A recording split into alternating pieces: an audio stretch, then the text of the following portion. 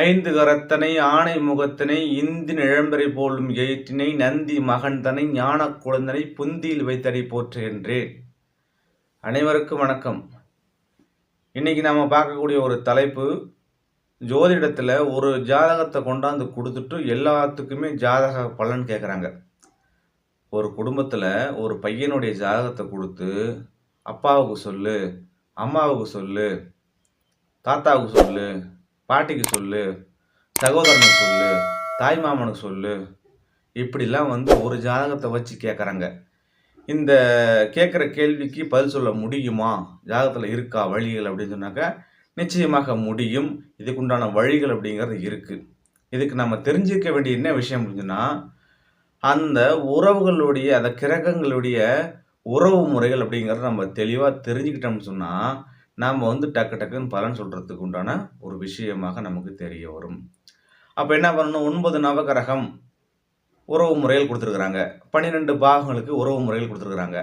இதை நம்ம தெரிஞ்சுக்கிட்டோம்னு சொன்னாங்க அவங்க கேட்கக்கூடிய கேள்விக்கு நாம் பலன் சொல்கிறதுக்கு ஒரு விஷயமாக நமக்கு தெரியும். அப்போ என்னென்ன அப்படின்னா, இது எல்லாருக்கும் ஒரு தெரிஞ்ச ஒரு விஷயம் தான், அடிப்படை ஜோதிடத்தில் இதெல்லாம் தெரிஞ்ச ஒரு விஷயந்தான்.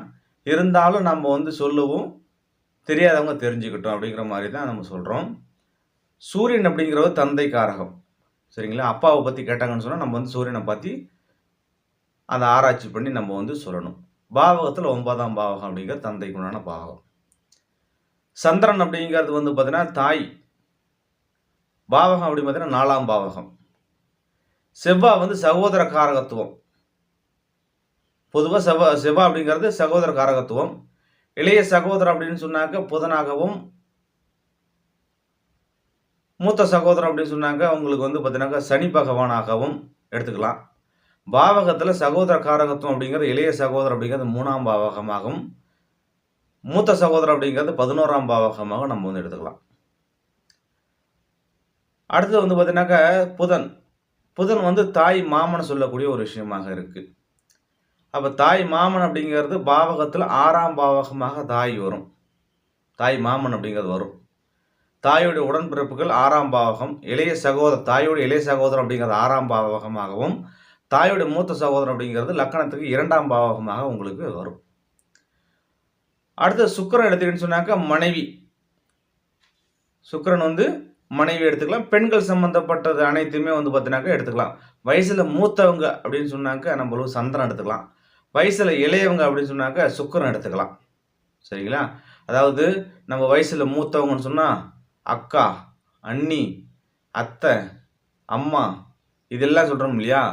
இது எல்லாமே பார்த்தீங்கன்னா சந்திரனாகவும், நமக்கு இளைய வயசில் உள்ளவங்க பெண்கள், அதாவது நம்மளோட தங்கச்சி, நமக்கு வயசில் சின்னவங்க எல்லாமே பார்த்தீங்கன்னு சொன்னாக்க பெண்களாக எடுத்துக்கலாம். அதாவது சுக்கிரன் மருமகள், மகள், சரிங்களா? இது போன்ற அமைப்பில் பெண்கள் வரக்கூடிய ஒரு உறவு முறைகள் அப்படிங்கிறது சுக்கிரனாக எடுத்துக்கலாம். குரு அப்படின்னு சொன்னாக்க குழந்தைகள். பாவகத்தில் பார்த்தீங்கன்னு சொன்னாக்க உங்களுக்கு 5ஆம் பாவகமாக வரும் குழந்தைகள் ஸ்தானம். அடுத்தது பார்த்தீங்கன்னாக்கா சனி பகவான் அப்படிங்கிறது ஆயுள் காரகன், அவருக்கு மூத்த சகோதரன் அப்படிங்கிறது கொடுத்துருக்குறாங்க, 11ஆம் பாவம் அப்படிங்கிறது கொடுத்துருக்குறாங்க. ராகு அப்படின்னு சொன்னாக்க உங்களுக்கு பார்த்தீங்கன்னு சொன்னாக்க நம்மளுடைய தந்தை வழி பாட்டனை குறிக்கக்கூடியது ராகு பகவான். கேது பகவான் பார்த்தீங்கன்னு சொன்னாக்க தந்தை வழி பாட்டியை குறிக்கக்கூடியது கேது பகவான்.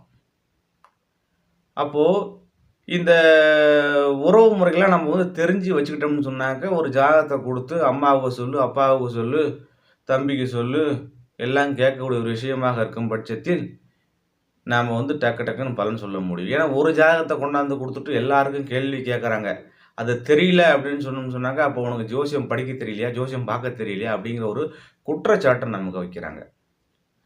அவங்கவுங்க ஜாதகத்தில் என்ன நிலைமையில் இருக்கோ அதை தான் நம்ம வந்து ஜாதகமாக பார்த்து பலன் சொன்னாக்க சில பேர் மனநிலை அப்படிங்கிறது ஏற்றுக்கிறாங்க, சில பேர் மனநிலை அப்படிங்கிறது ஏற்றுக்க மாட்டேங்கிறாங்க.